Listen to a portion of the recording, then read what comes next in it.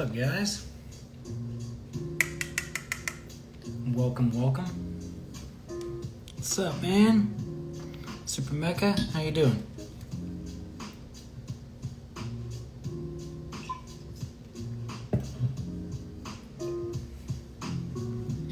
Just getting back to work on this. What's up, Mecca?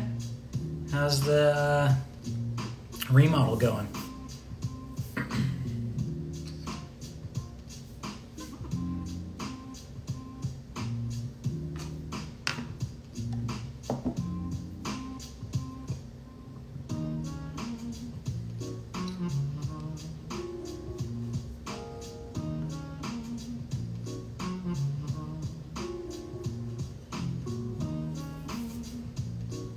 I like the new workstation. It's nice. I've got to order some new mats. I'm gonna try these kind of cheaper mats. The Alvin ones that I want are like $30, so I'm gonna try these ones that are I think 17. They're black. I'll let you guys know. I'm gonna get some big 18 by 24s. Oh, nice. Got some paint on the walls. Did you get a big roller? You get like a 18-inch roller. I got this adjustable head for rollers. You just have to keep the inserts once you buy the rollers, and then they can work in any roller. But you can change the size of the roller from 9 inches to 18 inches. It's nice.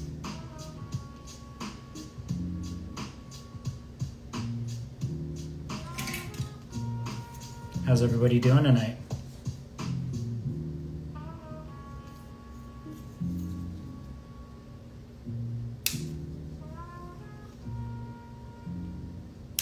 Just doing like a hand roller, like a 9-inch.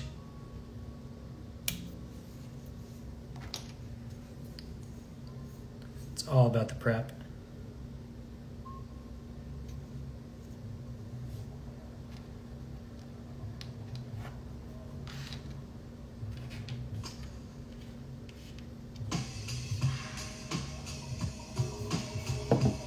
What up, Clippin'? I am working on this guy. Getting back to my Cerulean build.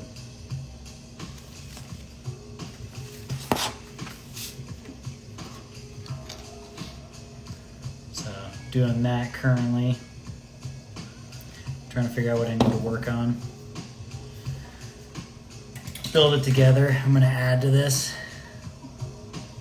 Yeah, prep is a pain. It's always a pain. Then you get masking down and it's off to the races.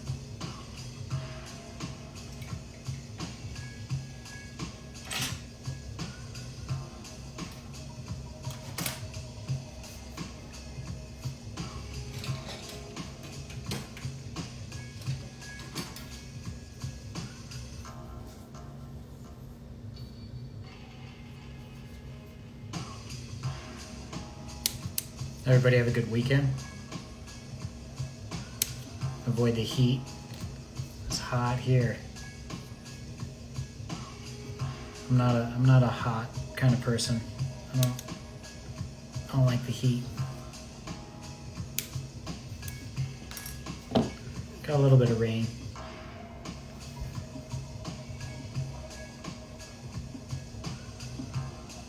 Oh no!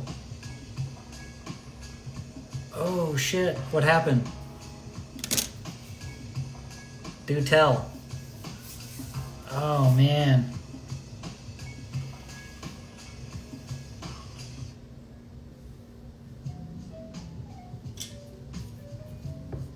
I made a monstrous mistakes on that build yesterday, so I feel your pain. On the Cerulean build. The bloodsucker? No, I'm gonna do it like these grays and then do like orange highlights and stuff. Maybe like an orange skull on it or something.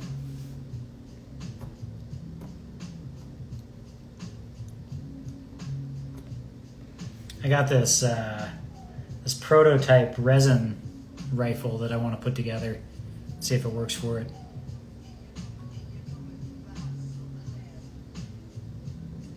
Oh, shit. I'm sorry, that sucks.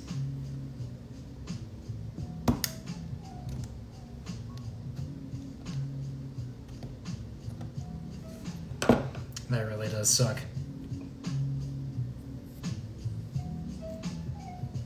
Do you clear coat?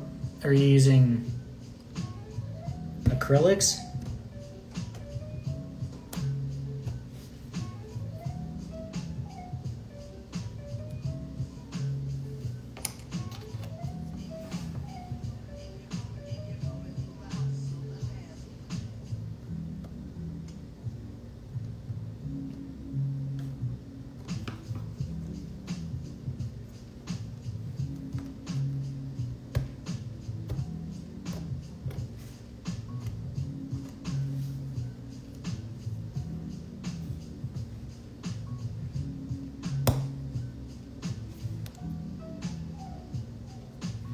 So I take it there's just nothing you can do to salvage. Do you have to like strip it all and start over again?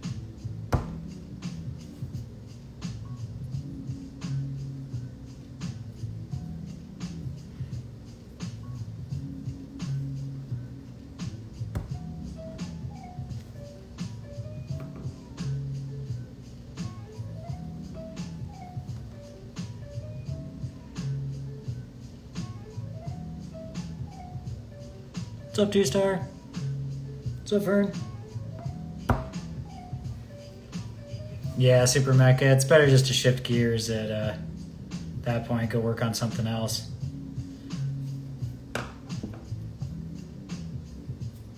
Oh. Hi.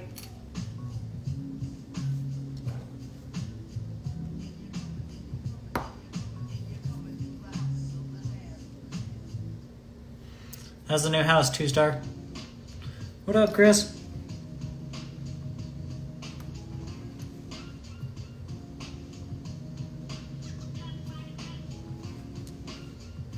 We'll see if anybody jumps in and talks about photography, but not much, man. Just putting in some work here. Stoked to get that done. Getting more movement on this scope dog going.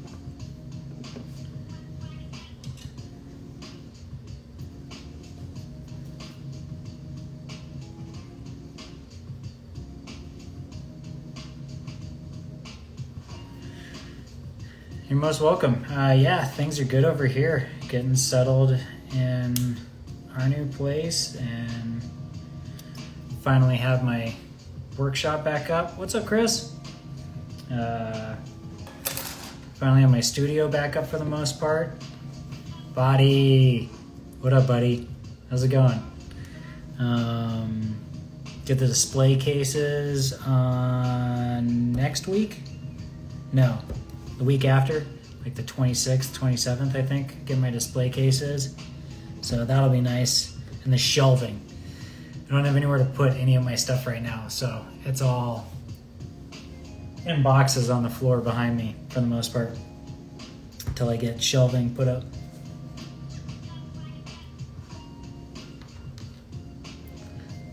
How you guys doing tonight? Thanks for joining.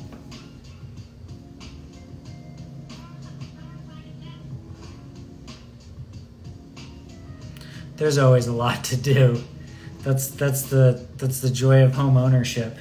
There's always something to do somewhere at some point, at some time. Shells, yep. Oh, nice. Yeah, we're doing a new media unit so we can keep all our records with the stereo and stuff like that. So that'll be nice. We sold off our old record player. So I'm looking forward to getting a new one, getting the whole system set up, hi-fi system. Oh, nice.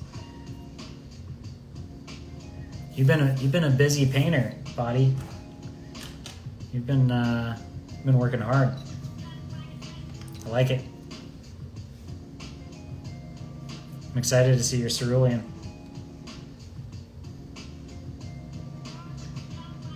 I really thought this kit was going to be a lot bigger. It is. I'd really love a 120. 135 is cool, but it is it's pretty small.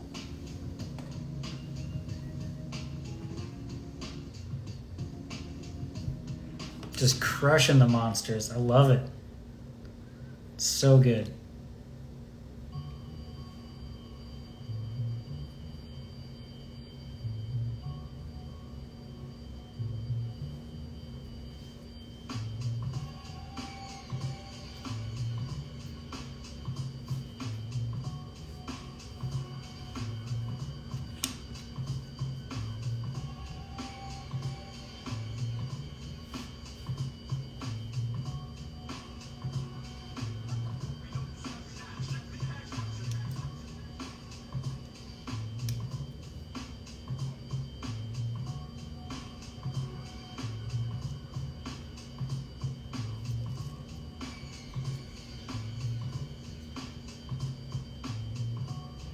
Yeah, there's a lot of accessories in this scale.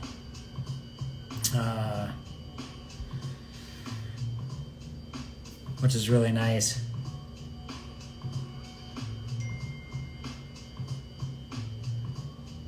Yeah, cutting the lawn's big, man. It's tough getting back. You gotta get a weed whacker. Going battery powered? Yeah, dude. What's up, Flynn?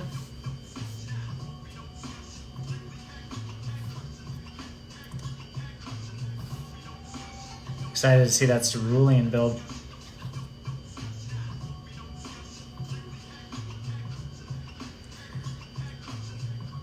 So did anybody, were you guys able to figure out which photos were from a camera and which photos were from a phone on the post that I did? What's up, Flynn? How's it going down under?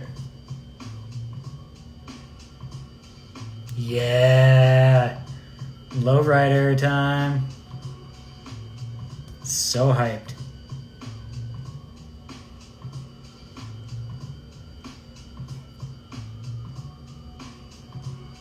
So absolutely hyped.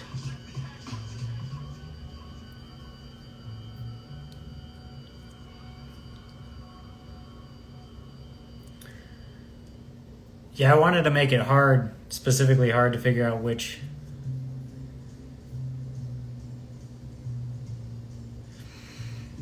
Yeah, I would say go electric. I mean, gas engines are definitely superior when it comes to it, but I think from a doing our part for the planet, going electric is the best you can do. We just got a small electric hedge trimmer, which is nice. Working on bloodsucker.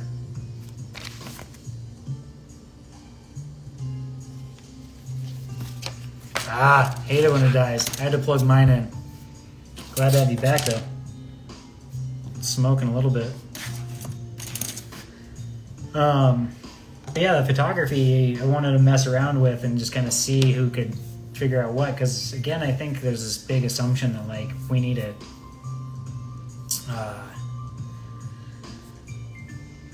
You need a camera to photograph this stuff, and you really don't. It's just kind of like a basic understanding. You're on the wrong account. What up, Yoshi? It's okay, buddy.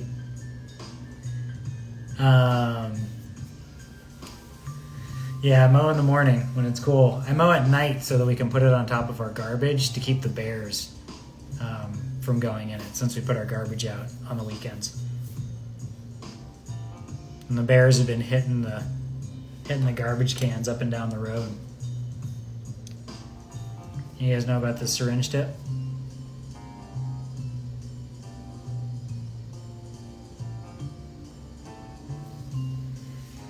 And you can just burn it off. Hydra, what up, buddy? Yeah, it's because I think it's important to, like, we all have an iPhone at this point. I'm sure we all have a pretty modern iPhone at this point. Definitely like an 8 or 9 and above, which all has the pixels. The pixel power for, everything we need for shooting our models to go on a phone or to go on phone screen, I should say.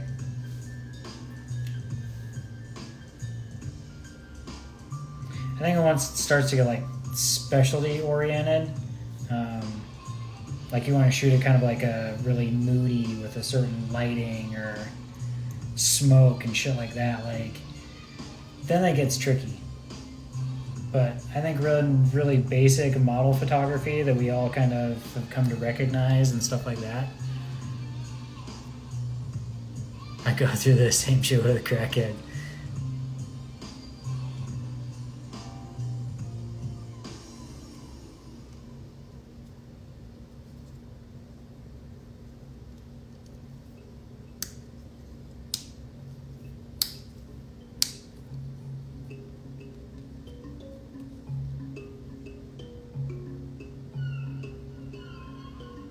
All good.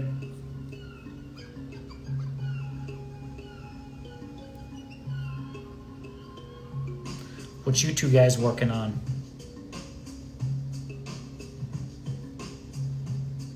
Some Cerulean?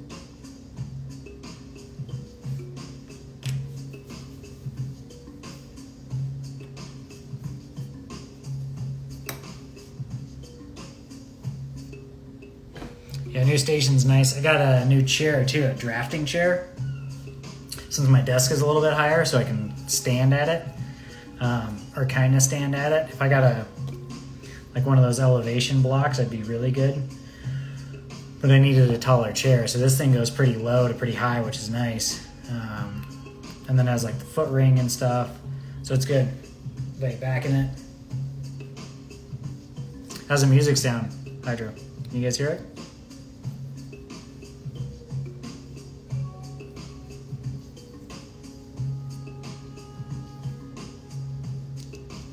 It's been really nice to build again.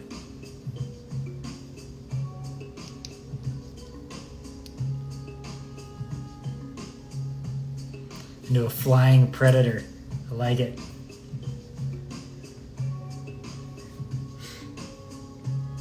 Straight up just attack laser drone.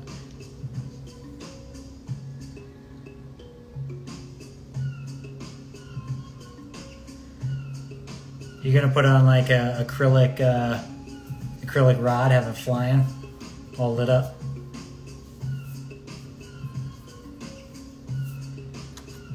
You can kind of do whatever you want, Mecha. What feels good, man? Now you're like working and you got this remodel going on, stuff like that.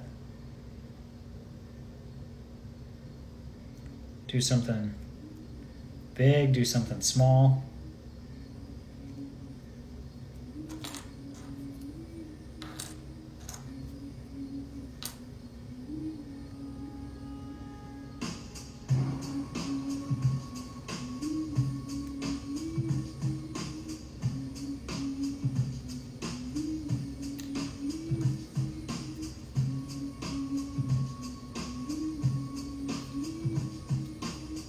I got another truck. I've got a BMW that I want to do too for Cerulean. There's a whole bunch of stuff that I want to build for Cerulean right now. Orange is tough to work with, but it's so satisfying when you get it done. Like, I love a good orange.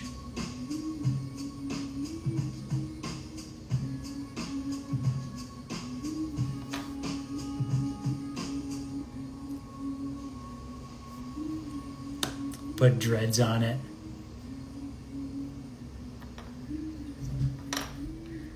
I mean, you could have a whole bunch of like wiring hanging down and like hanging off the back. Oh man, what if they're all like electrified, like tentacles hanging off of the dreads?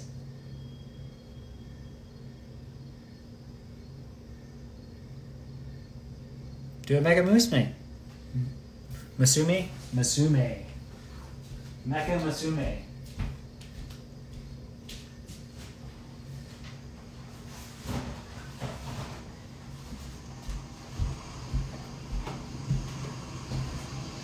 I want to turn this into a flyer. And now on today's program. For Cerulean. This is a journey of sound. A journey which along the way will bring to you new color, new dimension, new value. I also got this pickup truck that I've been thinking, but I think I'll probably just do a traditional.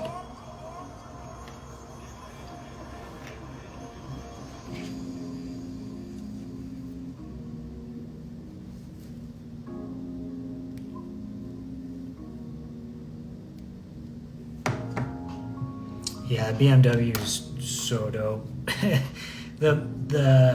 This was like a cheap version of this model of BMW that's out there. Like most of these kits are like 100, 200 bucks. Like it's wild. This was I think like 30 bucks, but that profile, like those lines are so clean. So I kind of wanted to do like somewhat of like a retro, like a nod to the retro BMW orange and blue and white livery that they had. Oh, there you go. A motor, Musume, yeah.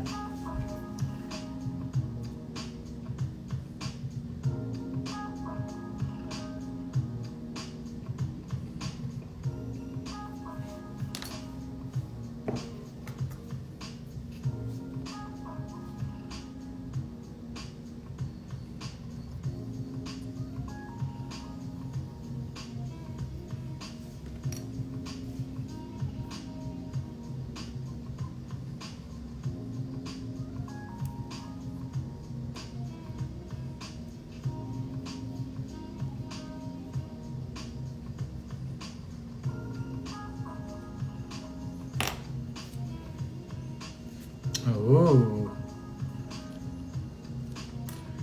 There you go. Things are starting to take shape.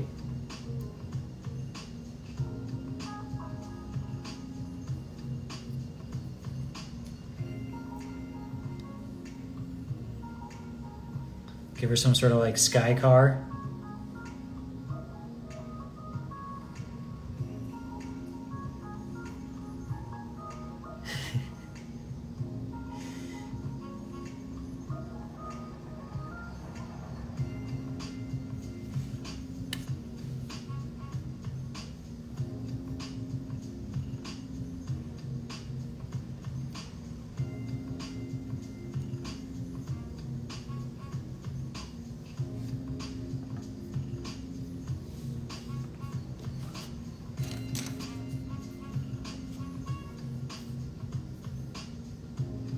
Yeah, man, do whatever you want.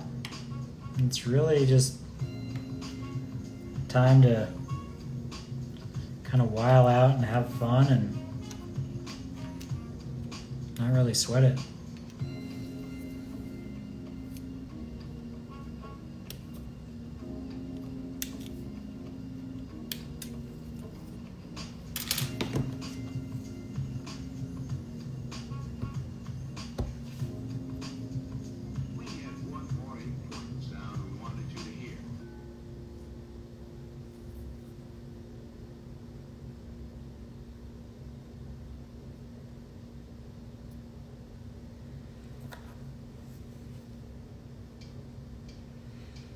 Ooh, what kind of classic you gonna do? Oh, shit. Nice. You gonna try and do like the candy coat kind of thing? That like wet polish?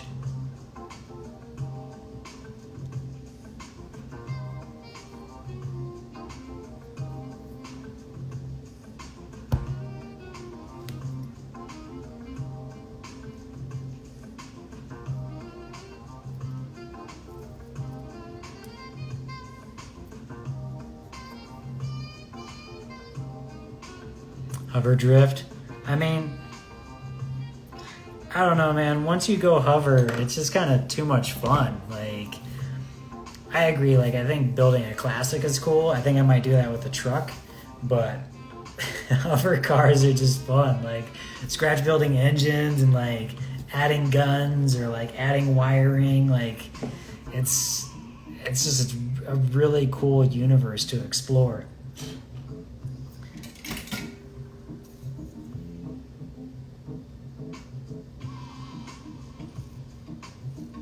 Ooh.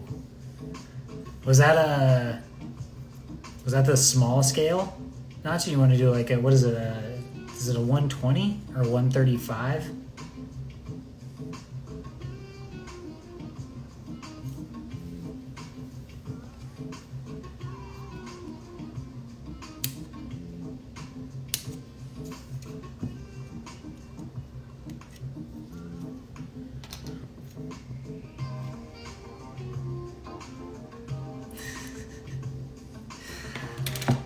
It's like a H.R. Geiger, Silicon Valley.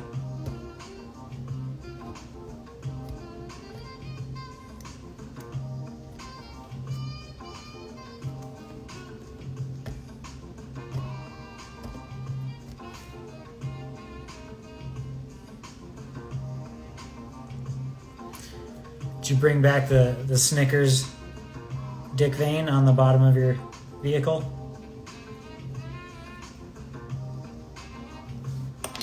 Let's see the under. You gotta show us the under. Show us your undercarriage. I taint the bottom of my car.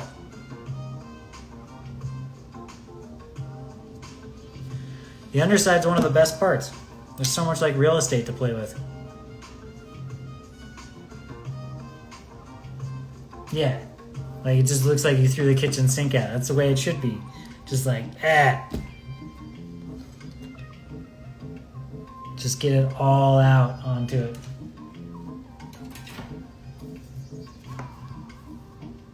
That's the best part. I've been collecting a whole bunch of greebles from this bloodsucker that I'm going to use. Probably on this BMW. Because there's some good stuff. I got to print some more thrusters.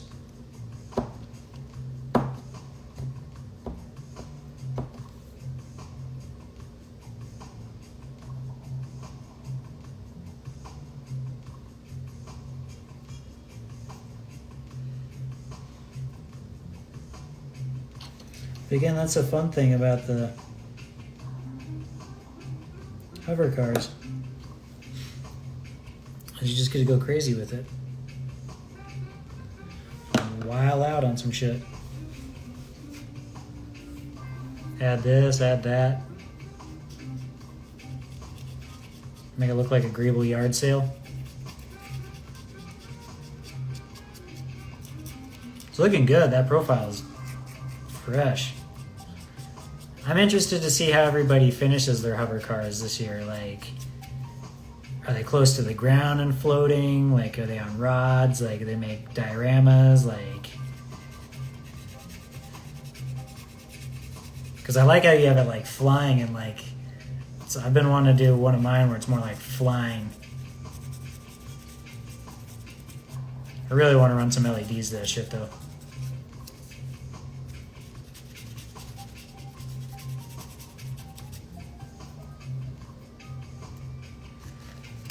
Make sure to get those mold lines off. Just have all these little like carabiners.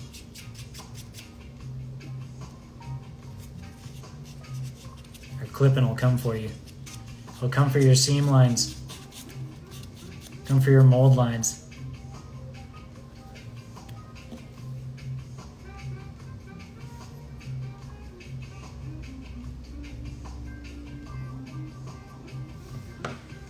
Take your firstborn over some orange peel paint. Gotta watch out.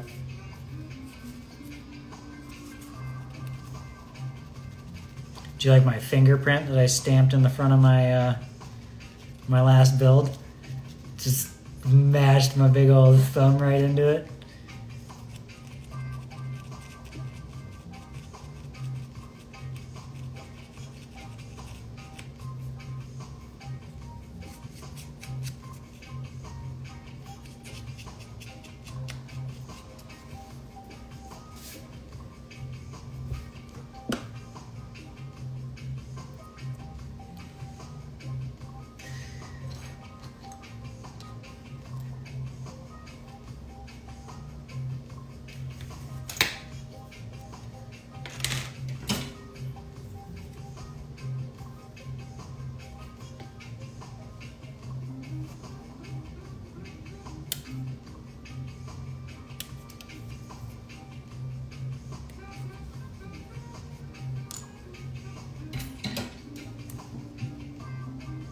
My new TV was supposed to come last week and their truck broke down, so no idea when that shit's getting here. It's cool though. I'd much rather be building right now. It's been hot out.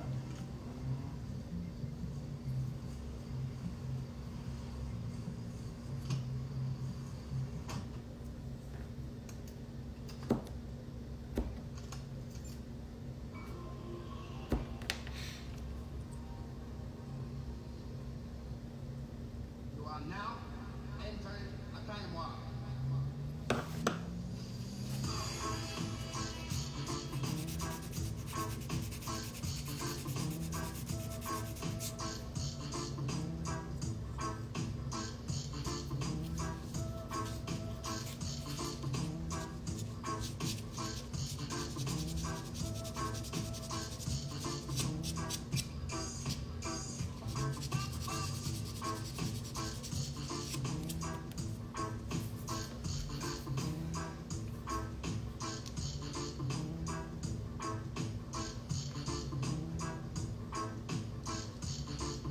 You know, one of my backlogs that I'm really excited to build is Blue Thunder.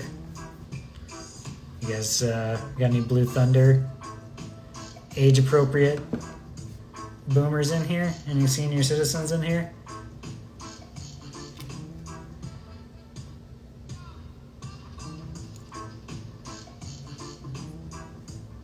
It's such a cool kit.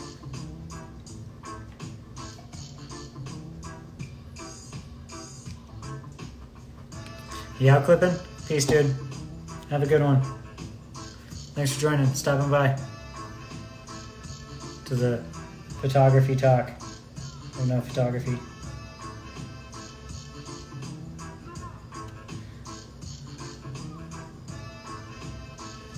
Excited to see what you produce this week.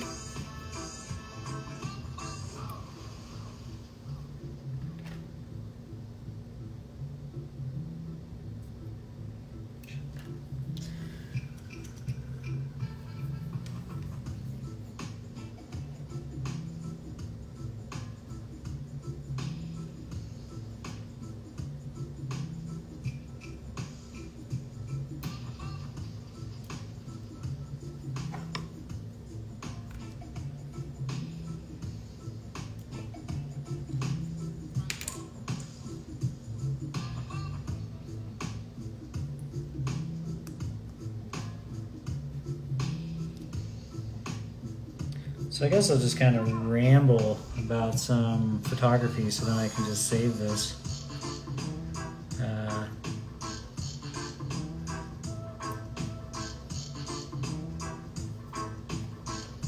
It's always a weird piece to put on.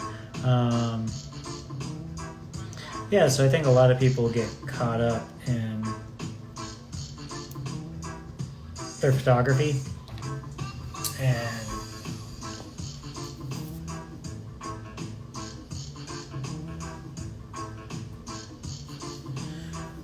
oh, good question, Dennis.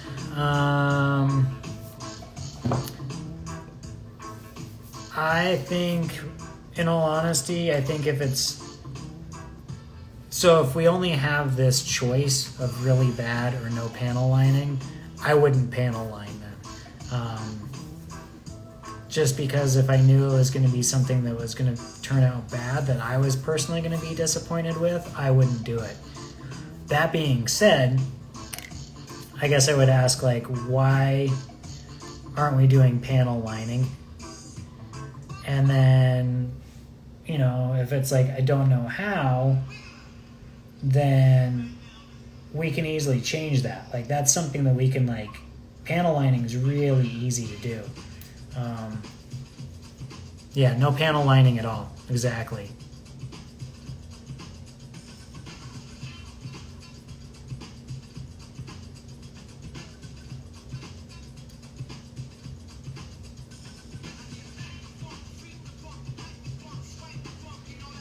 Yeah, don't panel line if it's going to be bad.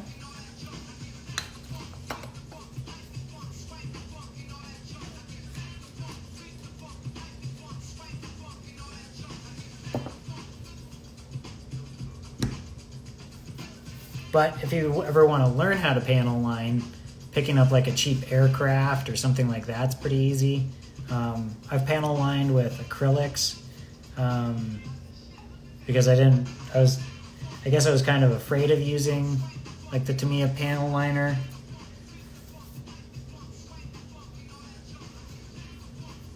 Yeah, exactly. Quick YouTube video search, it'll show you.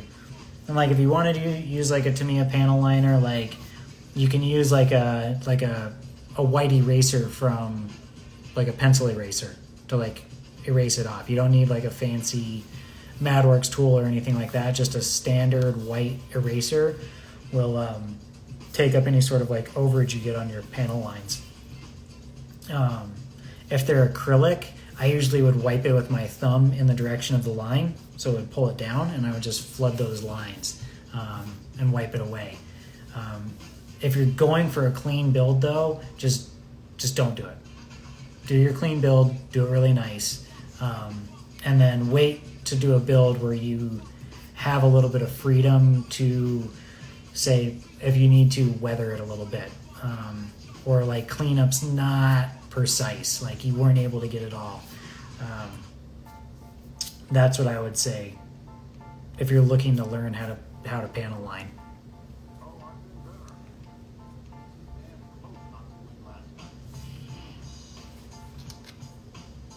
But yeah, there's so many YouTubes out there. I think I watched a YouTube. I can't remember if I saw the white eraser being used in a video or if somebody told me about it.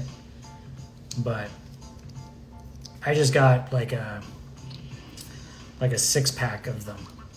That's just the whole thing is an eraser, and those work fantastic.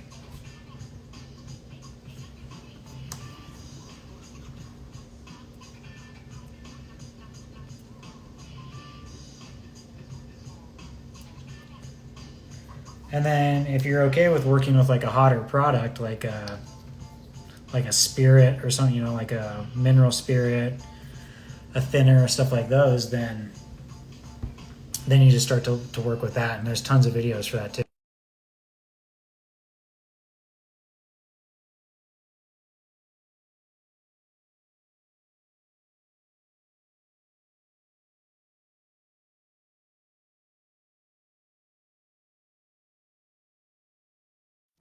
How you doing, Inscale?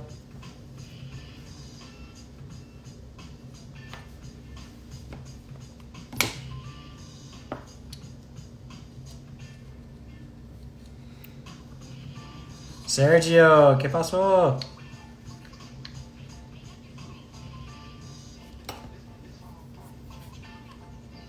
¿Cómo ves desde Buenos Aires?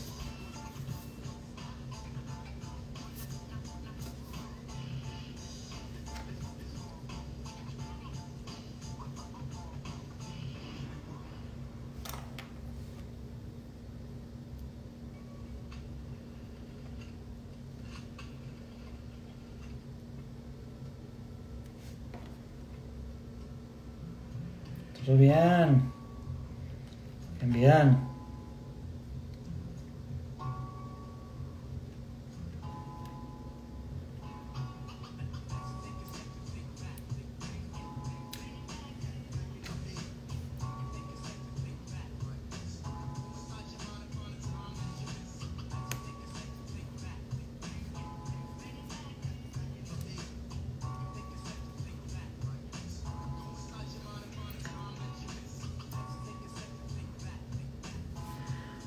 The reason I picked orange this time around was I wanted a color that was really invigorating. I wanted something that kind of was exciting and invigorating and kind of uplifting. The last few years have been pretty crazy, I think, for everybody, and so I just felt it was kind of one of those things of like, announcing it in the spring and these flowers and this kind of like burst of sun and sunshine, like we've all been trapped indoors. So it was really meant to be something that was really kind of uplifting and energetic.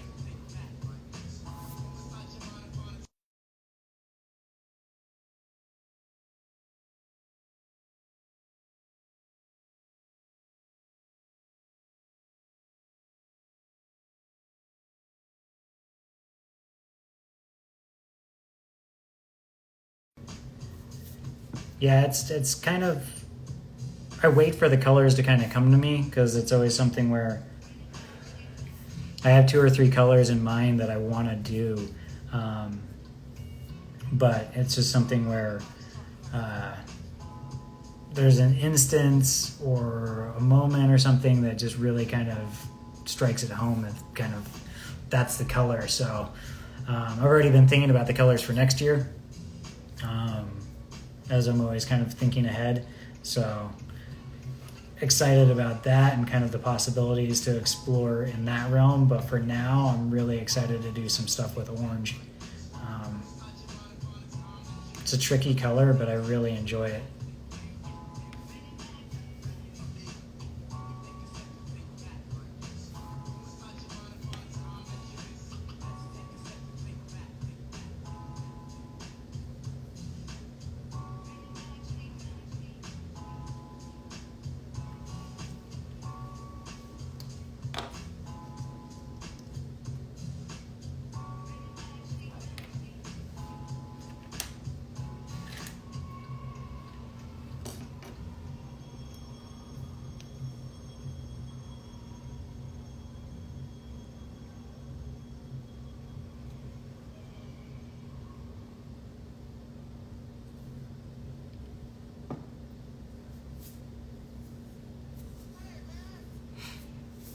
Well, I'm glad to hear that.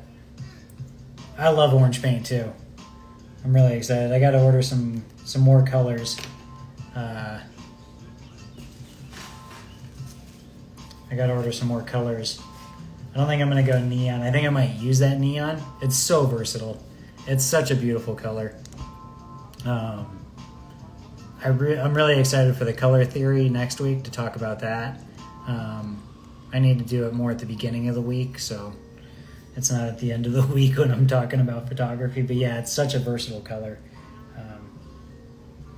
I really want to put in a color wheel with the books this year when they get shipped out. Or maybe I'll just put a color wheel on the back of the book.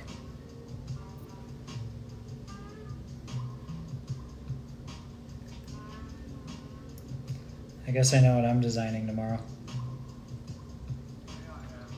for color theory this week.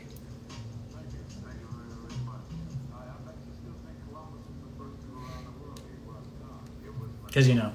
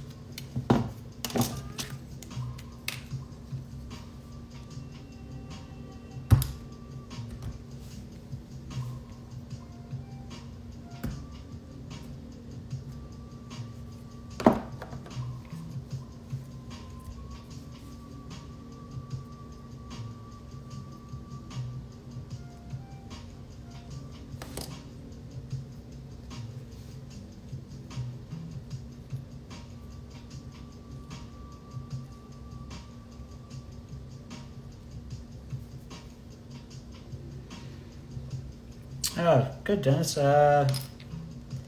So I've never given any thought to using liquid chrome.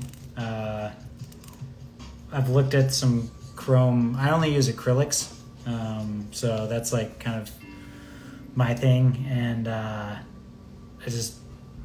so you could use that. I mean, I've gotten some great silvers.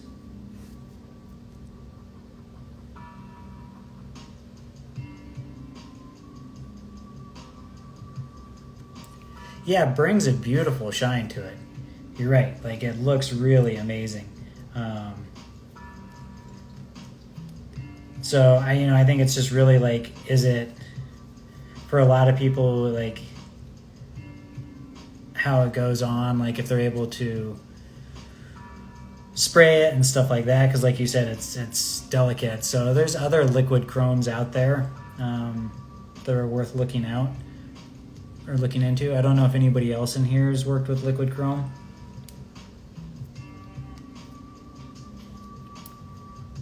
But I've really just worked with some like great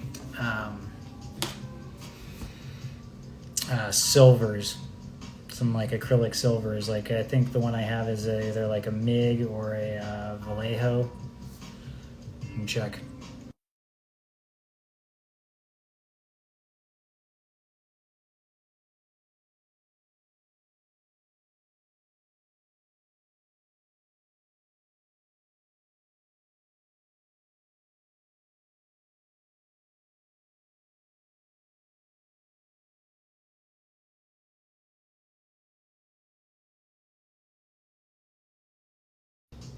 This is Vallejo Air, the silver. This is what I use a lot of.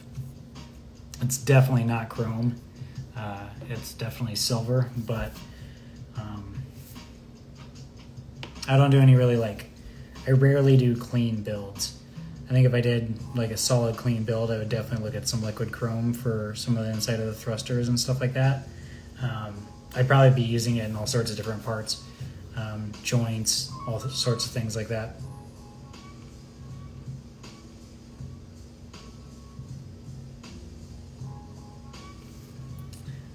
Yeah, Vallejo.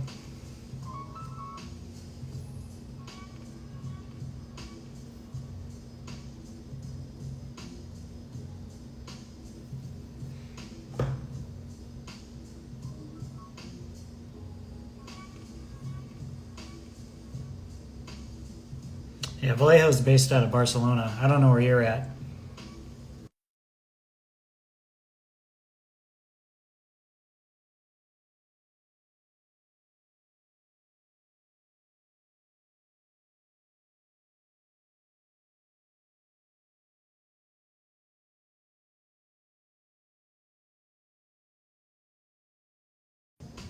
Do you just do clean builds, Dennis?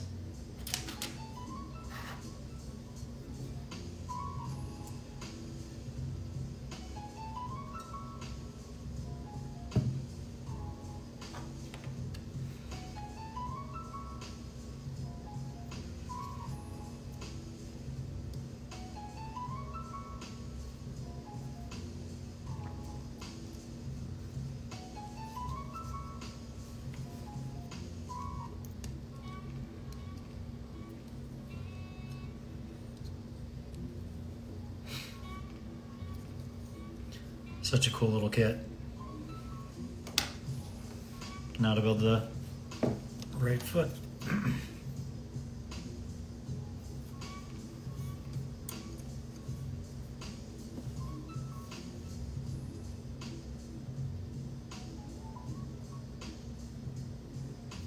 Oh wow, $10 is a lot.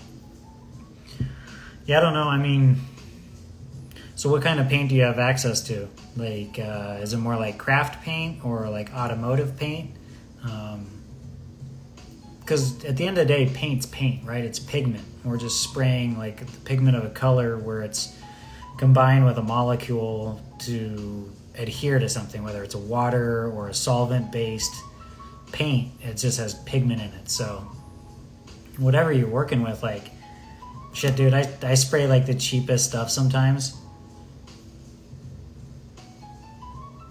It's just water-based acrylic. I've even, like tube paint. I'll mix tube paint down in water. Like that blue skyline I did, that was a cerulean blue, like a 15, 18-year-old tube of cerulean blue.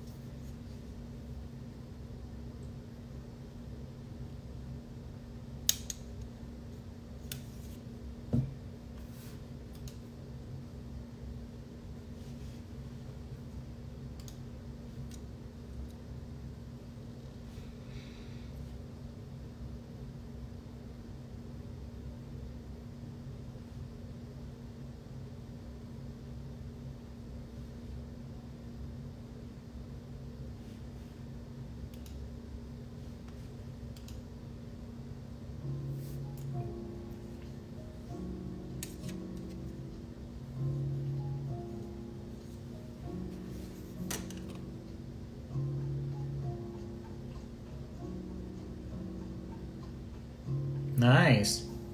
Scribing's cool.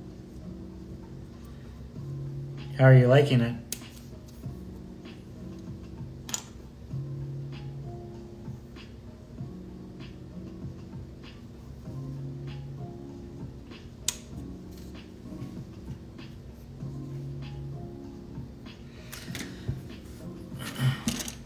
Mecha Skyfish, thank you for the question.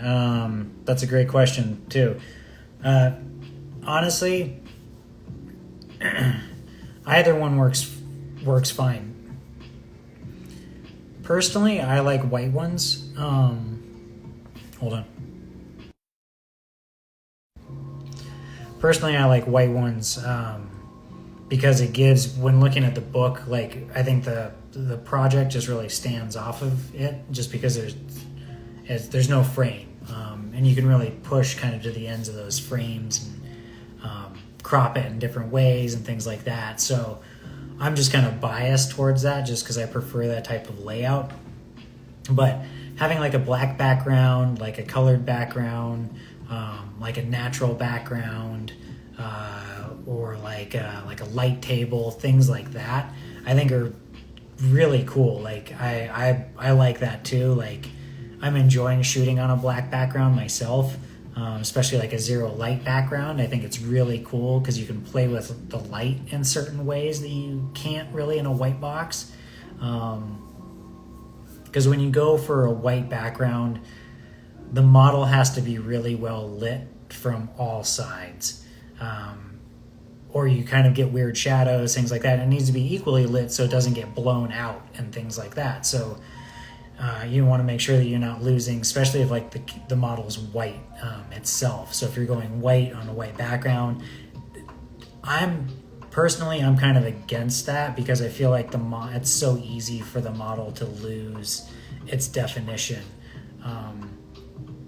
unless you don't really push the exposure to be something where the background's completely white and blown out. So you'd either need like a really nice light setup, a really nice camera and lens, and a really solid understanding of how to light something in order to do that really effectively. So I think in those instances you could go with like a gray or a black background, which would look fantastic, or something that's like on your desk. I kind of want to build a block where there's LEDs on the backside of a block, so then I can put it in like in a light box that's either blacked out or maybe has some sort of reflection in it. So then it's like shooting this wall of light up behind, or like on a light box itself. If you put a piece of paper over to diffuse the light and things like that. So with black backgrounds or like gray backgrounds, you can do like black acrylic and reflective acrylic, which I think looks really cool. So I think it really just depends on the overall concept that you want to portray your build in. And I think that concept in a lot of ways is led by the build. So I think if it's a really clean build, I think somebody might go for a very clean setting, whether it's black or white. It might just be on an acrylic sheet, so there's a slight reflection to it. It looks really clean. It looks very kind of museum presentation. Or you start to include things, whether it's like a block or stuff like that. So I think it's easier for people who, if they don't have a light box, to achieve a good photograph on a colored background. The light's more forgiving, things like that. So I think for a lot of people, I would say, photography is something that you might not have an ideal situation with, that you feel, or just in general.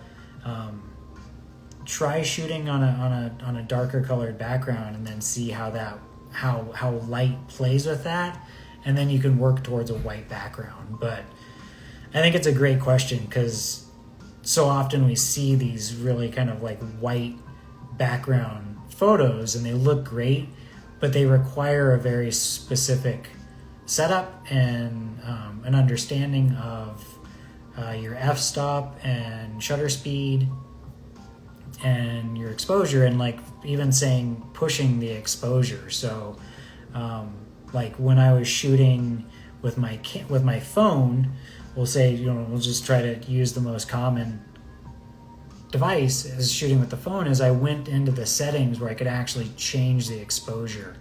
Now if you use an app, you can get a lot more finer tuning out of it, but I just kind of was setting the exposure up a few steps so I could kind of see what I could get away with, and then taking that picture knowing that I could kind of adjust it afterwards. So I think that there's a lot of opportunity with a phone and what you can get away with versus needing a camera per se, just to shoot tiny robots and toys and things like that. I think if photography as a hobby itself that you want to get into, then maybe pursuing getting a camera.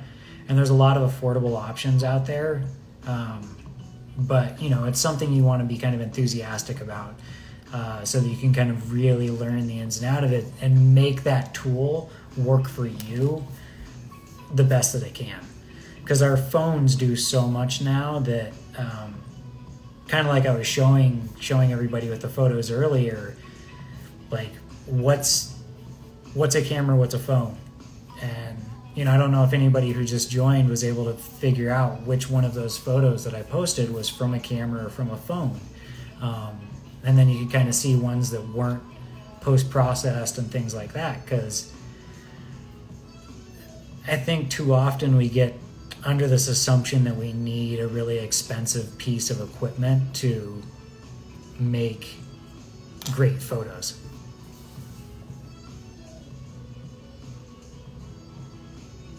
See right there, Camera Plus. Yeah.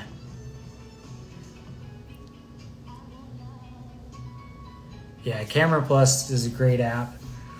And like to Chris, what Chris is saying, yeah, I think if it's something where you're really pouring a lot of love into this, what up, Jomo? If you're pouring a lot of love into it, like, so if model building is your passion, yeah, exactly. But like if we're to say, if I were to sell you on a camera and you're like, this is what I'm going to do, and I want to take good photos, I've found that my phone is limiting. I've kind of understood that. I would say, yeah, like look at some of these really kind of great entry-level cameras that you can get fantastic photography out of. You don't need something really expensive. Go outside, try stuff. Yeah, I mean, the gear junkie in me is definitely going to be like, yo, there's a new camera out. Have you seen the Leica Deluxe 7? It's like $400.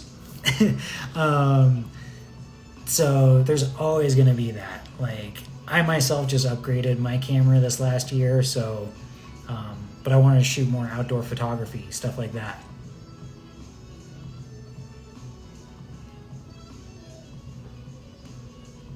Snapseed? Yep. Lenses for your phone? Yep. Exactly, like what Chris is saying, like doing this, and yeah, I mean, I've heard of this Pabs guy before, but let's be real, like anybody can be an armchair photographer, right? No, Pabs takes great photos, and again, like he's got a great photography, yeah, he's got a great photography lesson that I recommend everybody go listen to, even photographers.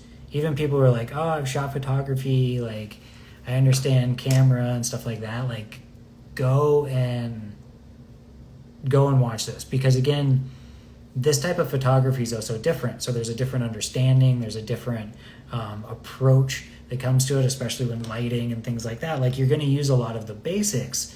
But, again, when you're shooting the subject, it changes from, say, shooting wildlife or landscape or portraits or parties, sports, things like that. So you're shooting more of product photography, and so there's a lot of different nuances that you'll apply. And Chris, again, like if anybody here hasn't seen it, please go watch it, because it's really great.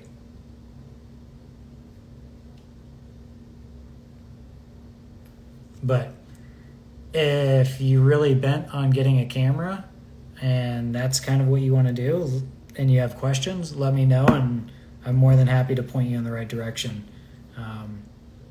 Or reach out to Chris or Child of Mecca or any of these other guys and ask them what they use.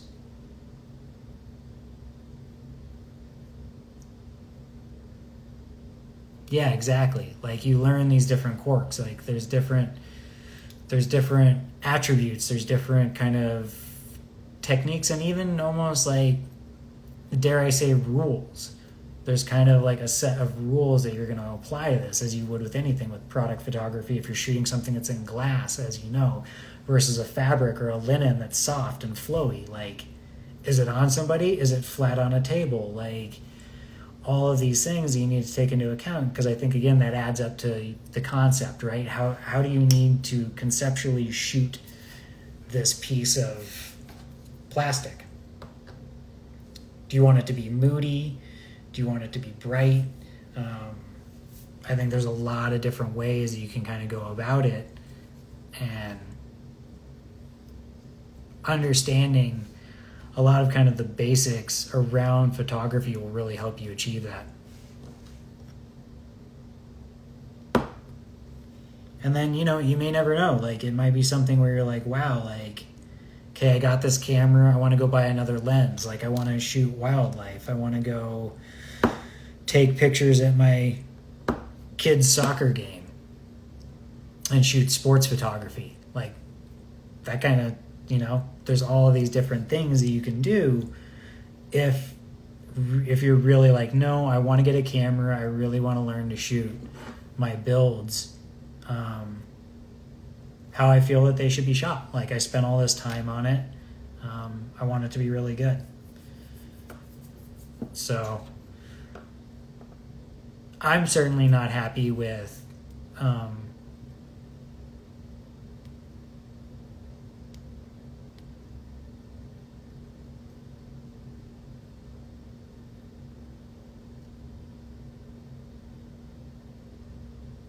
yeah. What's up, Ray?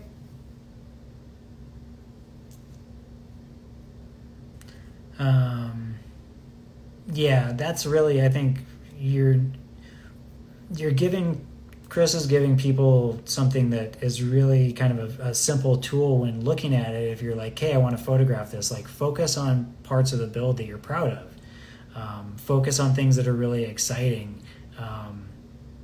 Focus on things that you're proud to show off, and then, and take those pictures, and take a bunch of pictures. Just keep taking them, move the lighting around, things like that. But, like, have a system to that so that you can make sure to replicate that photo when you go back.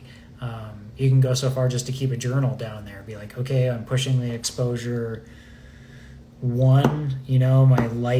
My light is at a 9 o'clock and a 4 o'clock, and yeah, shot composition is really a challenge. And again, I think if it's, looking at it in two ways, of like Pabs is talking about, look at parts that you're proud of. So look at these kind of like micro shots of it, and then look at these macro shots of it, like if you're trying to go full frame. And so from there, you can really begin to, especially with those micro shots where you're focusing in on areas, use the thirds formula.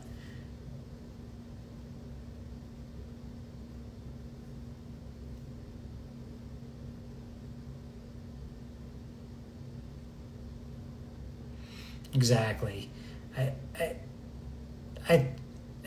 I agree. I think because a lot of times what happens is because the piece then in itself becomes really busy. Stuff gets lost. And like, I think there's a time and a place for, if you're really trying to sell something that's like moody or whatever, but, when it's a really kind of a clean, well-lit photo,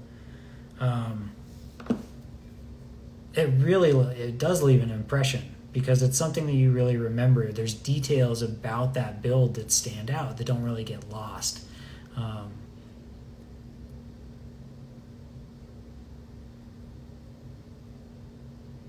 Yeah, I think that'd be great, dude, for sure. Because, I've heard there's a lot of people who, with the Cerulean, have talked about photography. Like, they've reached out to me privately and been like, hey, like, do I need a new camera? Or even just straight up just being like, my photography sucks, it'll get better, but, by the time the book comes out. And I'm like, no, look, like, hey, it's not about that. Like, your photography doesn't suck. It's that, you don't need a better camera. You just need a better concept and how you're going to do this, how you want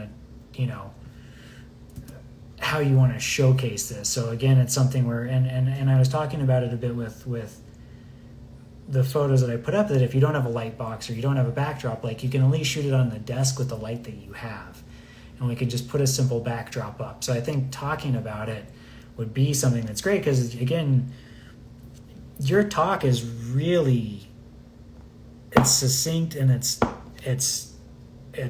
really quick. Like, you learn a lot in a very short time. I don't know. Tim's so busy. He's we could get him to come on, or because I think there's just a lot to learn. But it's not a lot. Like, there's just these simple kind of rules that you need to kind of keep in mind so that you can execute on the photo that you want.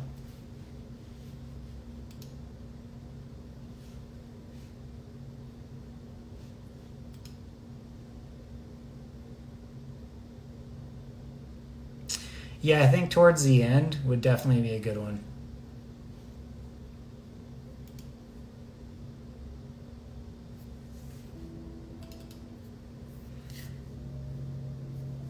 Probably like sometime in October, maybe.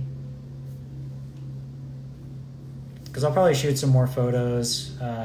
Definitely of this. I'm hoping to build this basically in the next few weeks.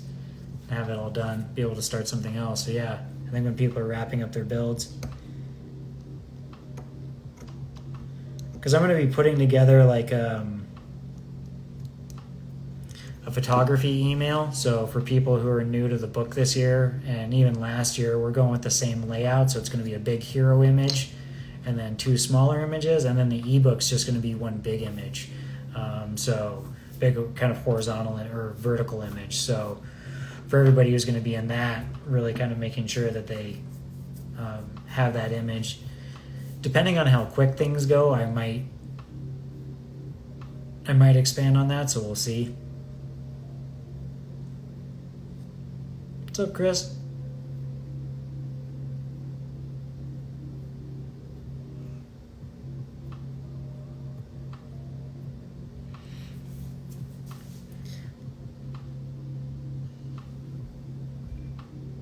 Yeah, man. Let me know. That'd be awesome. Skyfish, as far as that, for me, I like them. So, but I think there's 2 of them. Exactly. That's what I was just about to say, is what Pav said. I think you have your work in progress, right? Where there's a bunch of stuff down and you have your tools on your desk and things like that. But I think if you're trying to take a good desktop picture, again, it's all about depth. You want to make sure it's clean. I would even say have a clean mat that you just kind of shoot on, or the backside of the mat that you work on. And make sure that everything behind it that's in frame is just clean. It's simple, it's cleaned up, because again, you don't want to detract from all this hard work that you did by having paints or other things in the background, because people are just going to inherently look at it. So just have it clean, frame it in a way that you feel good about it. But I think desk shots are great. And I think for some people that's the only thing that they can really work with. What up, Wins? How's it going? So I definitely think that there's something to that.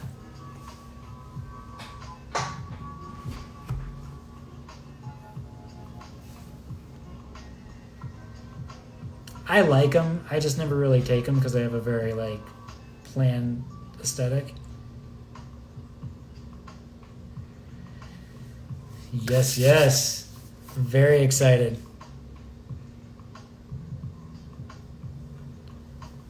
Yes, please. We are not done and dusted. We are close. Very close. I got one more truckload to do.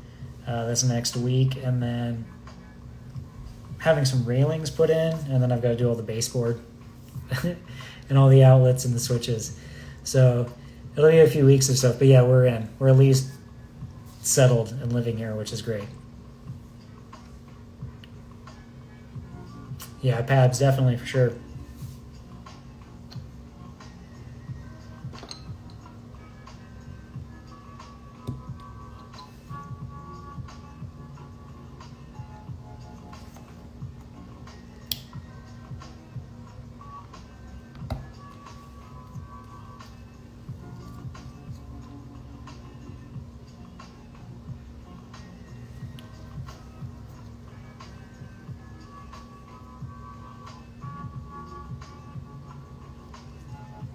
How's everything going with everybody else?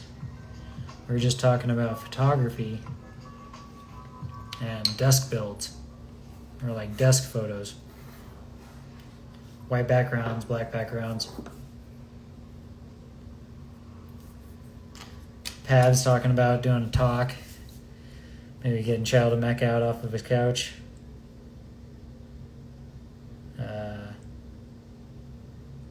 Yeah, so I don't know if you guys are able to see which of the photos were camera versus iPhone. I think if I had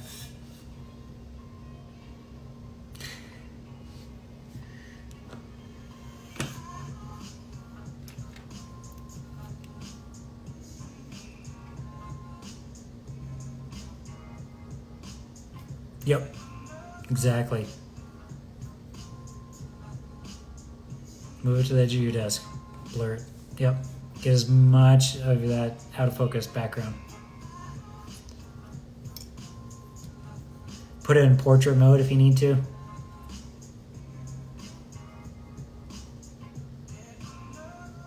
Although I think like the edge distortion can get kind of hard in it. Yeah, man, you got to enjoy your summer, Chris. It's over. Things happen. It'll be good to like start to settle down. Weather will start to change. I think it had been like 3 months, 4 months for me. Stopped building, and last time I built was April. Middle of April.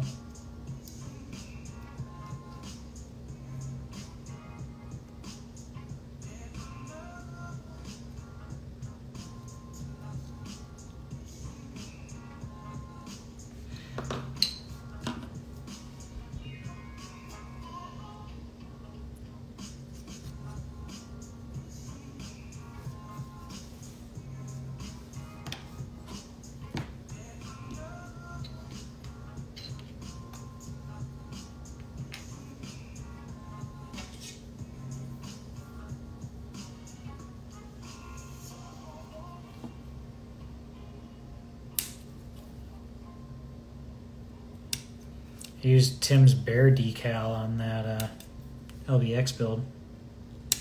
LXB, LBX. I don't know.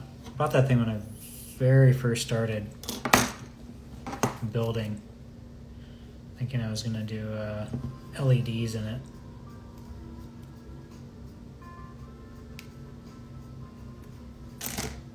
That clearly did not happen.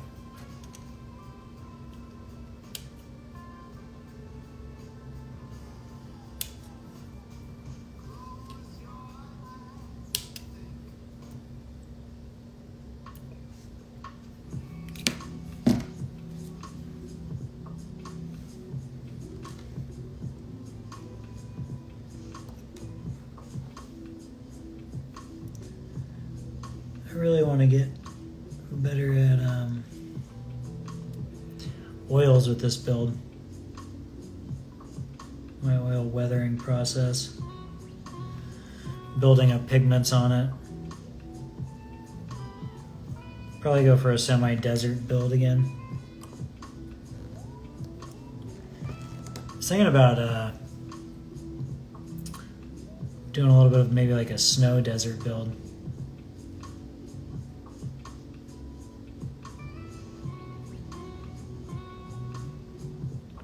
Thought that might be kind of cool.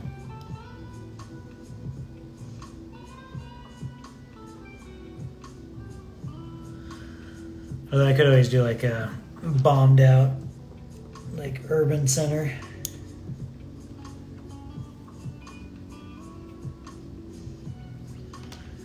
But as far as the photography, I think Chris brings up a lot of good points. And again, like, yeah, with your depth of field, and you can do that with like a wider, like dark background.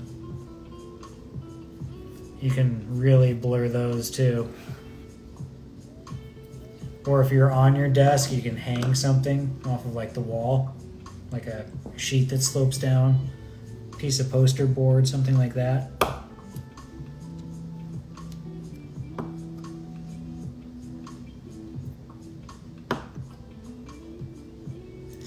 Put a little bit of aluminum on a frying pan. A big reflector. Have a handle on it.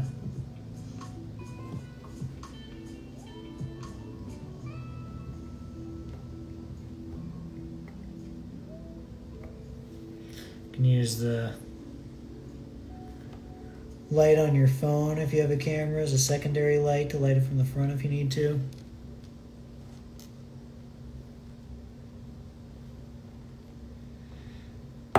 A natural light if you're next to a window. Try playing with that. And then again, it's all about your exposure. If you need to lower that, raise that.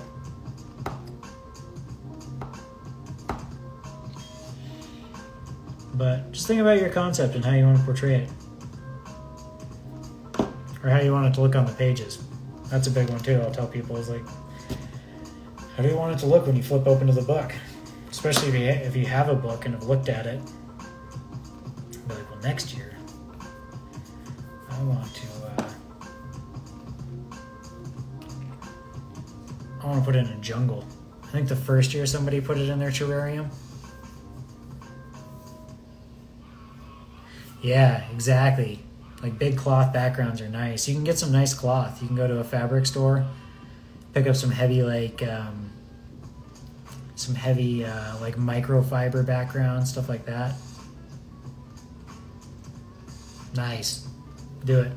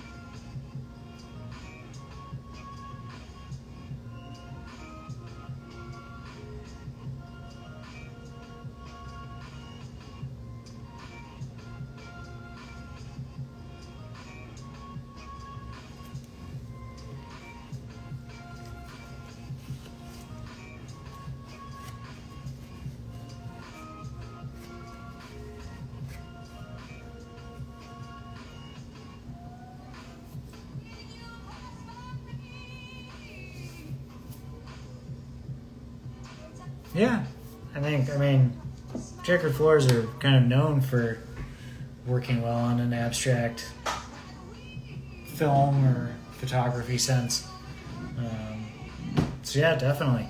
Is it going to be like to scale? Like, is it or kind of like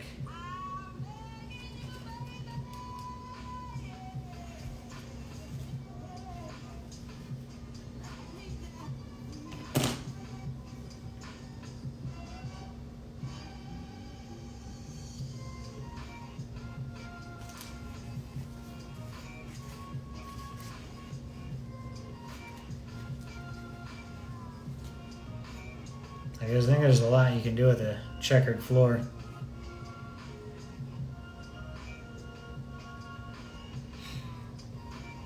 But you know, also too with like a checkered floor, you can always like if it is something where you're trying to like achieve a real abstract photo, paint your checkered floor so it's already distorted, so it's already warped.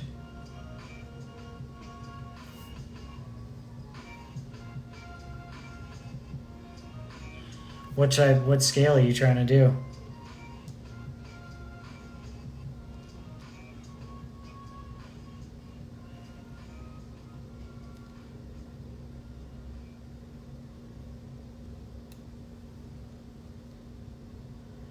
Just over.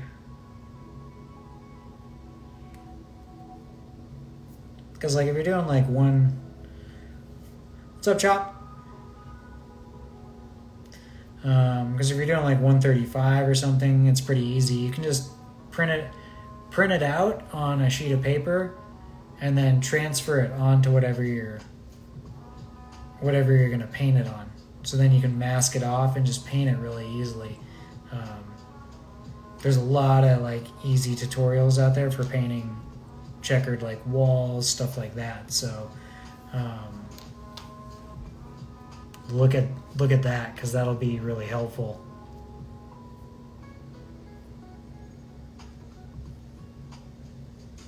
But again, I don't know what size you're trying to do. If you're trying to do like 1/72nd, I mean, I think if I was trying to do a 1/72nd floor, like, I'm not gonna lie, I'd probably paint it. I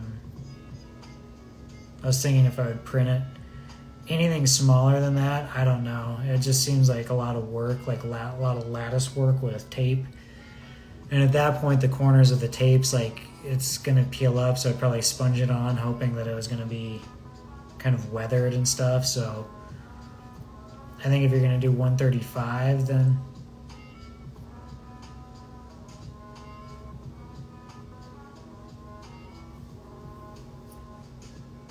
have a great night, Chop. Pick up some yellow Tamiya tape at your hobby shop and just tape it down, and tape it down on a grid that you either draw out or transfer, and then just I would probably sponge it on. I would dot it on and be very light with it so you don't get anything that runs underneath. Or spray it. But you could do it really easily just with some Tamiya tape, whatever scale you want. I mean, you could probably use the 2mm, I guess I would say, where you could probably get it down to like 1/72nd like floor. So if you're doing like a really tiny robot or something, or like this dude's 135, so I could easily do that, because basically that at that point is like the squares on your cutting mat. Like that would be a 135, is like 12-inch tile floor. Or no, be like a 3-foot tile at 135.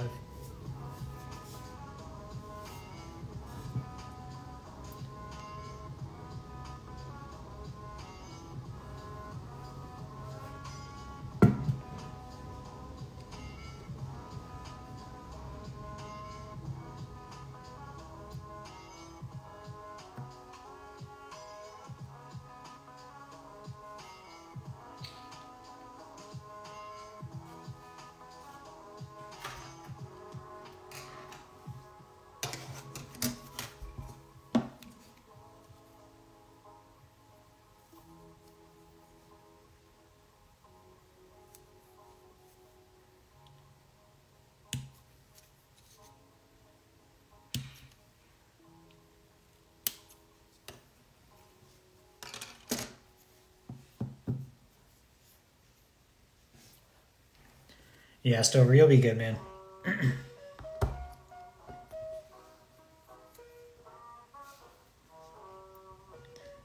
Masking will be your best friend for that project.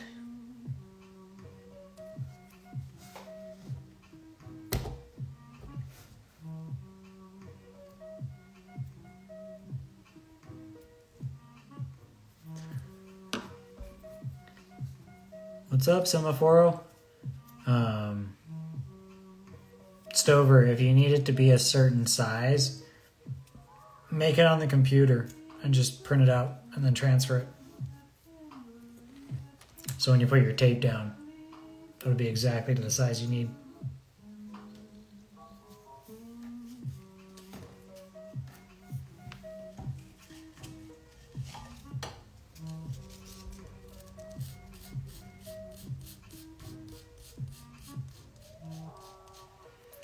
Biggest model photography pet peeve? Oh, that's a good question. I think out of focus photography. That's probably my biggest pet peeve. Because like style is subjective. Like how people frame it or shoot it or whatever, that's subjective. But when it's out of focus and it's something I want to look at and I can't because it's out of focus, that's my biggest pet peeve. Great questions, Mecca. Congratulations, Semaphoro.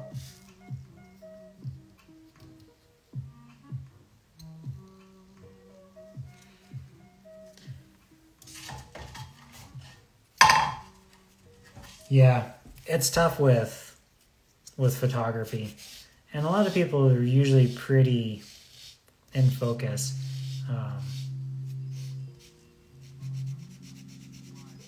That's the worst. What's yours, Skyfish?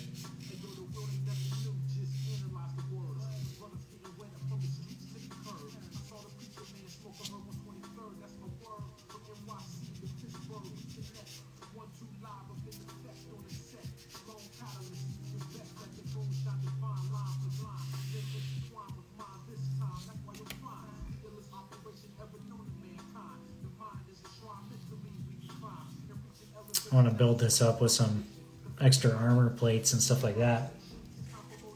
So I gotta get this all sanded down.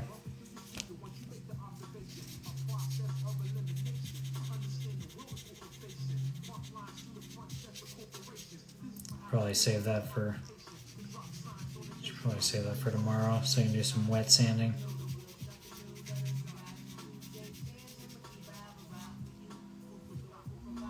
Later, Stover.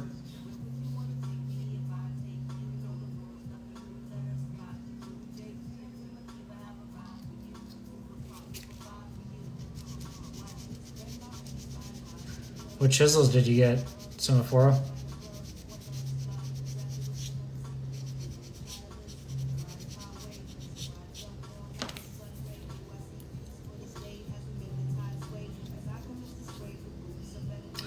Overexposed flash? Yeah. That's a bad one. It's just all like blown out kind of thing.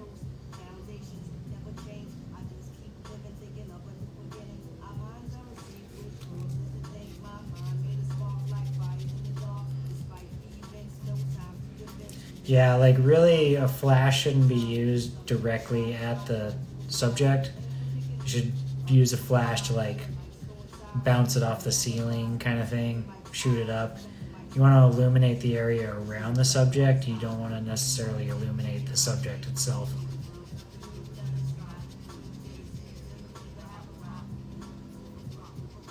Good night, Ben. Thanks for joining us, man.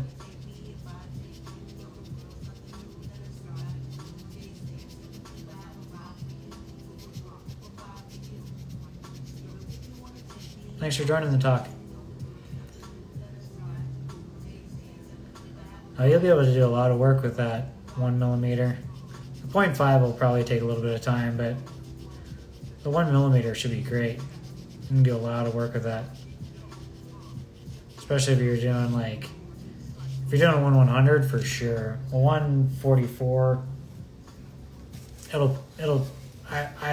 would run 1 millimeter. I don't think I have a 0.5.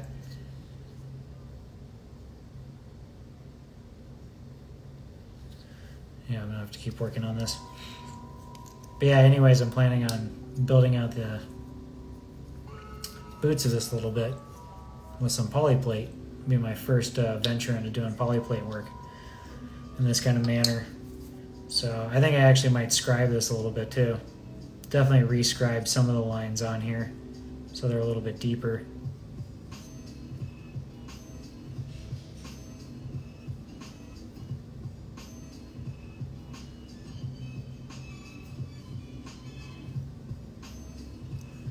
What's up, Tangy? Mr. Banana has joined the chat. Show me what you bought. They'll be up for a while. Well, this one isn't. Year 2 is officially gone, but all year 1. There's going to be new t-shirts dropping tomorrow. So there'll be some new designs. So I think if Mecca's still in here, I don't know if I'm going to be dropping yours tomorrow, but yours is definitely going on a t-shirt.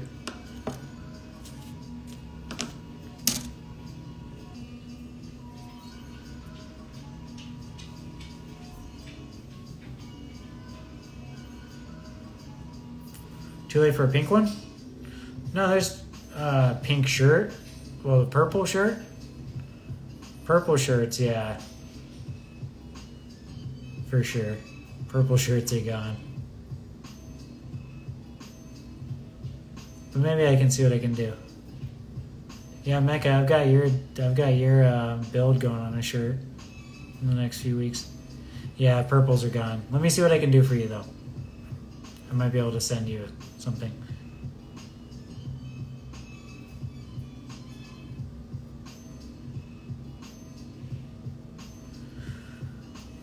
So, Semaphoro, that's a great question. So, first off, you're going to want to use lights. So, Tangy, I'll get you a purple shirt.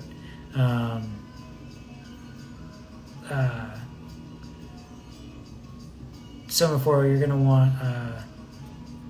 want lights. So you need at least like 2 lights, right? And then you're gonna need like gel covers. So some of the lights now, a lot of the LED lights, you can buy them and change them to orange and red and stuff like that. So you can look into that online if you want to be able to like control the light and the light source. And then really you're going to want to say like what type of background is it going to go on? Is it going to go on a white background or a black background? Do you want to illuminate the background? Because if that's the case, then you got to think about it. Is there going to be a corner? So then one wall is orange, one wall is red?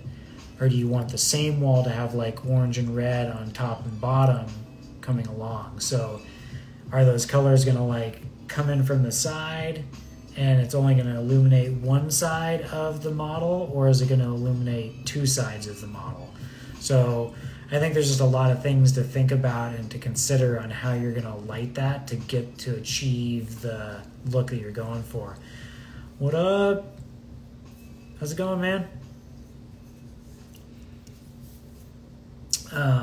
So to achieve that look that you want, but again, I would look into some sort of LEDs that you can control the light. That's some sort of like spotlight versus doing like a gel or something. Because then you can always use those again down the road if they have like a white light or kind of like a warm white light or a cool white light, just depending on what they go to. But then they'll have blues and greens and stuff like that. So you can, drive safe. You can always use it for future projects, right? So I would say take that into consideration.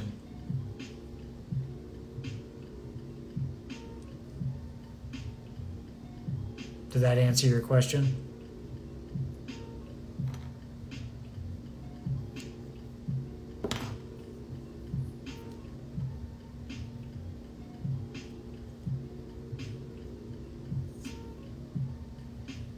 Because you can do it. A lot of people do it. there's different ways you could do it too, right? So for instance, right now, like if you had like a light table, I would say put like an orange piece of paper, orange poster board underneath, and then have a red light above. What up, Mr. Cap? How you doing, man?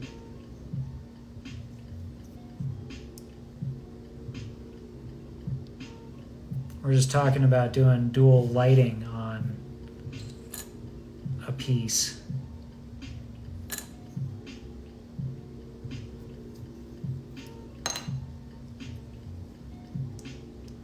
Sup? Not much, man. What's good with you, dude? How you holding up?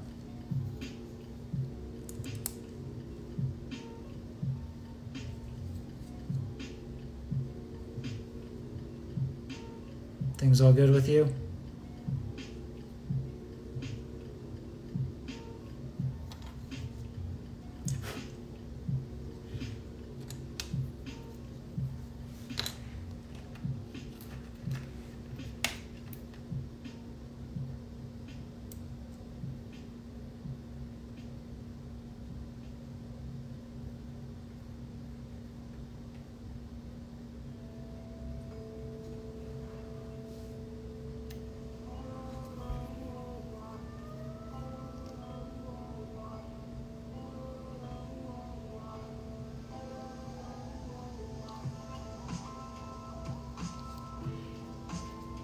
That sounds really cool, dude. Yeah, it's definitely something you're just gonna have to play around with. Like, I think that's gonna be something that's like very kind of specific to what you're looking for. I know if it was me and doing that, there'd be a lot of shooting, a lot of different setups and stuff like that.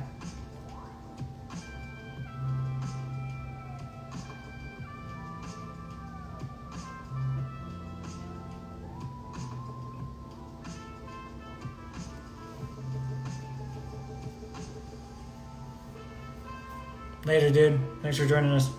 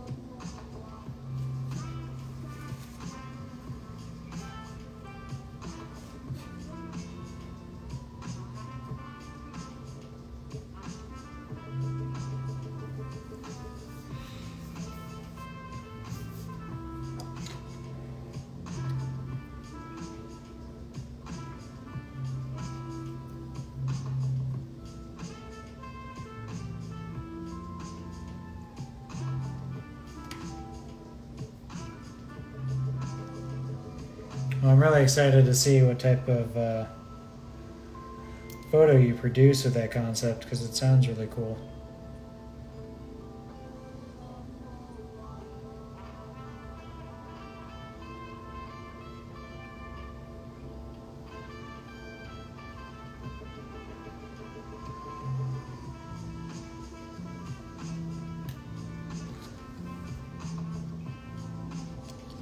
I will just be shooting mine on a white background again.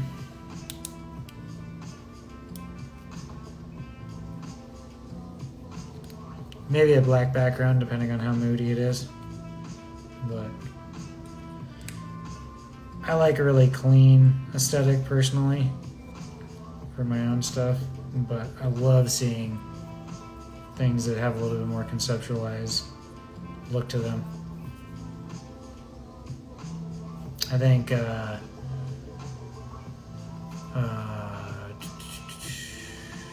Gunpla Ross did one last year where he did a little bit of like lighting and Photoshop and stuff to it. It was really cool. Mecca, yours was pretty kind of dark and moody last year.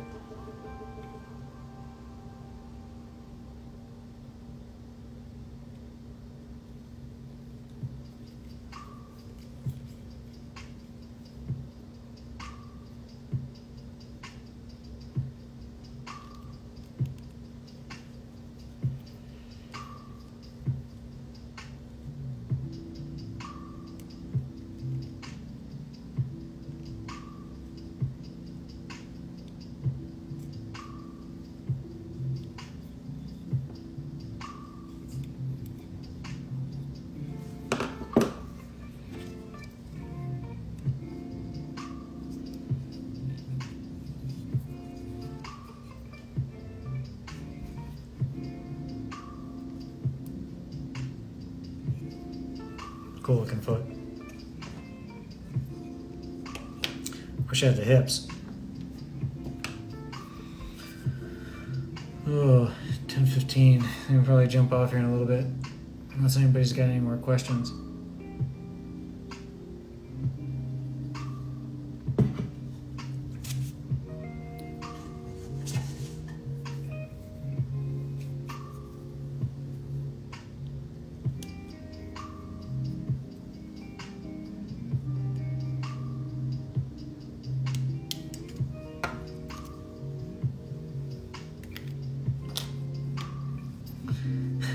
Last year feels like forever. I wish I felt that way. Articulation is good. So these will actually, like, they bend down onto the ground, so the knee will actually, like, extend out. This is, like, actually one of the whole mechanisms to the knee, because it can go down so that the pilot can exit the chest and walk out onto the ground.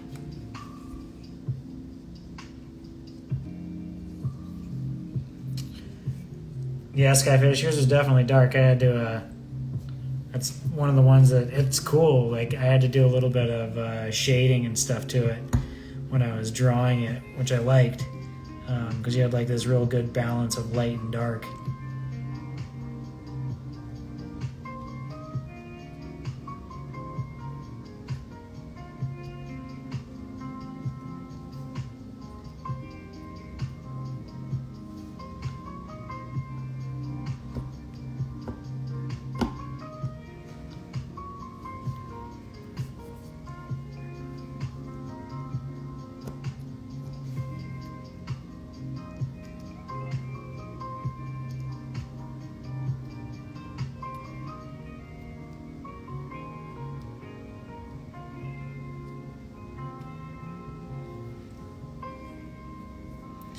What's up, dude? No, your photos weren't too dark at all. Your photos looked great. They, but like like when you're trying to trace it, when I was tracing your build, I had to really trace out kind of like the shaded areas. So I was adding like a little bit of like cross hatching or just like cross like line work to kind of bring it out. You'll see in the, I don't know if you've seen any of like the promo material, but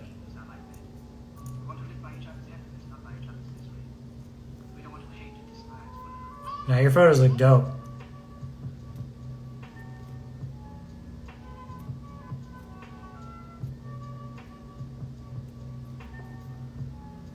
I tried taking some photos on that kit bash was rad. I really dig the look of it.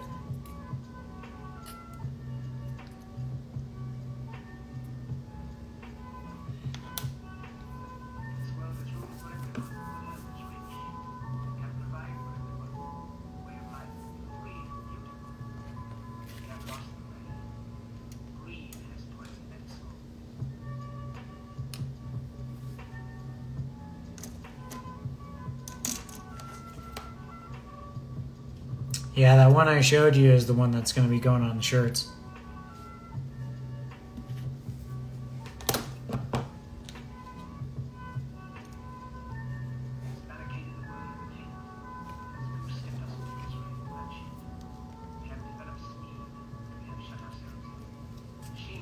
I'm excited about this this whole concept of tracing the art from year prior for, you know, the book or for like promotional art and stuff like that. I think it's really a fun way to kind of carry everybody's builds forward.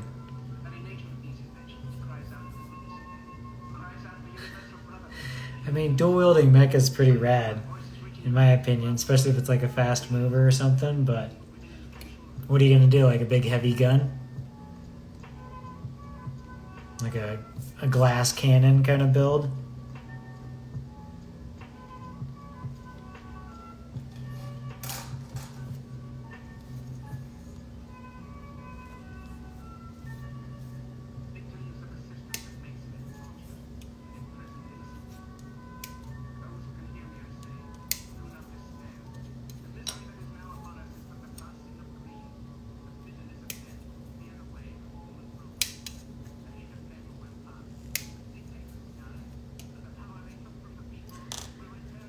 I really want to get sand and snow down. That's I guess where I've been kind of leaning towards those.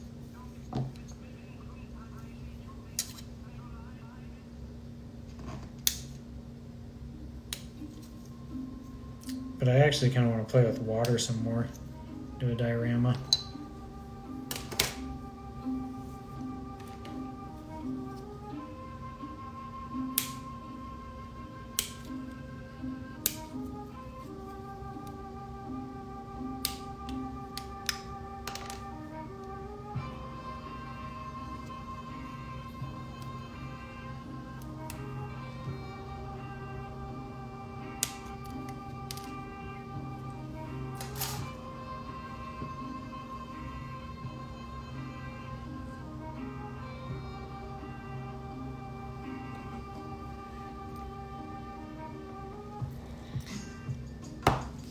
Yeah, man, it just kind of worked out that way. I just go through and kind of look at ones that are pretty easy to trace for the most part, that I guess are kind of reproducible. I guess that I like, that I think would look cool on a product. So thanks for providing a cool build, man. Should be thanking you. I feel like a really, really heavy artillery.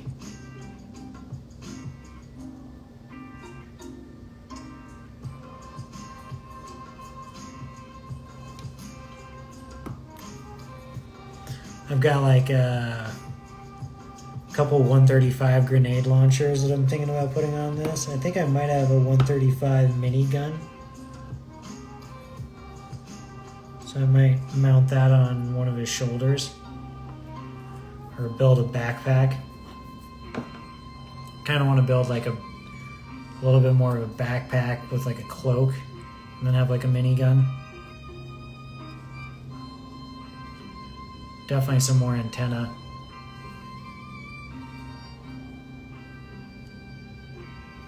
Later, Semo.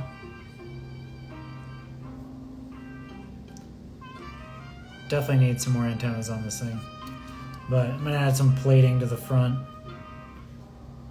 Might scribe it a bit. I need to scribe away some of the CA glue. Needs a bit of cleanup. But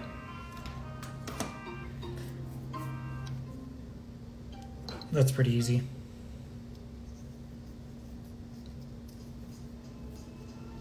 Well, guys, I'll give it another 7 minutes and then I'll jump off. Thank you guys so much for joining me for the last 2 hours while I built. So I've really enjoyed it.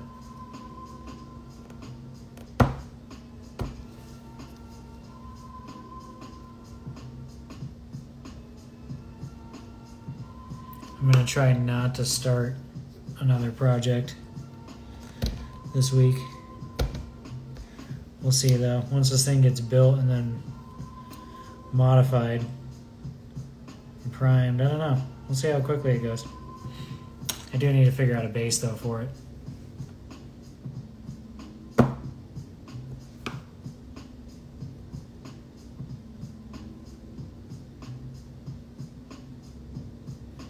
Also, I think I'm going to go with a Canadian tank crew pilot. There's a 135 tank crew that I've looked at for a long time. It's a Canadian tank crew. So I might get that one so I can have a pilot standing outside of it.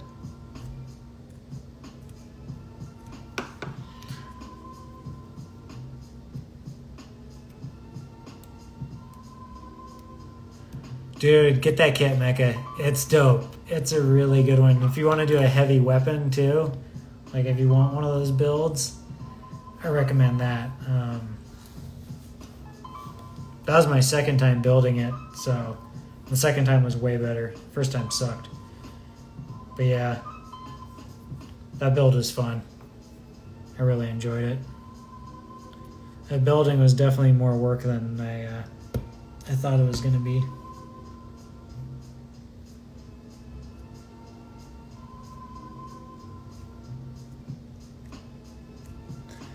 I think they make that kit with like a giant hammer or sword now.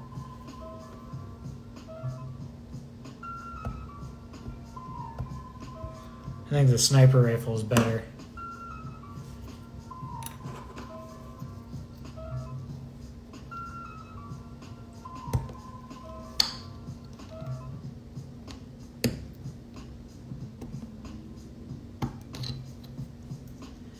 I was really tempted to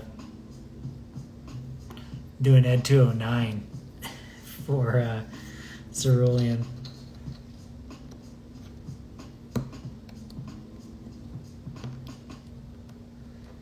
But then I didn't really want to. Also a Macross kit. I kind of want to save that.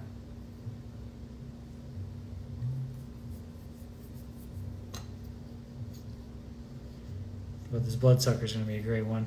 I'll probably do a hover car. I've been wanting to do a hover car for a while.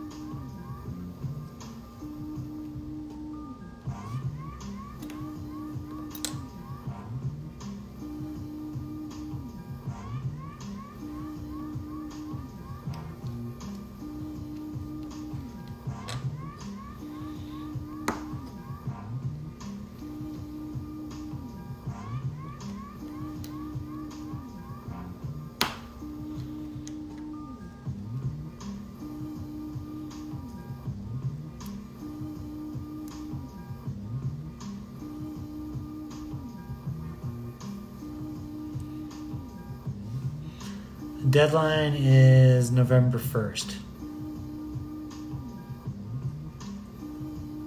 So, got to be all done.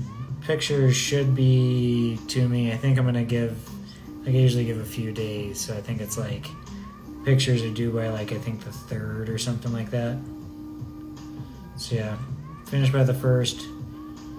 Pictures by the 3rd.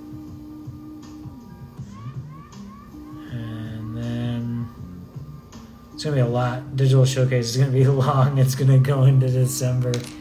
If I can only do 10. I'll probably have to do 10 people a post. Which is going to be 20 posts right now. 25 posts. 20. It's 22 posts right now. Just on the Digital Showcase. There's like 230 people registered. It's insane.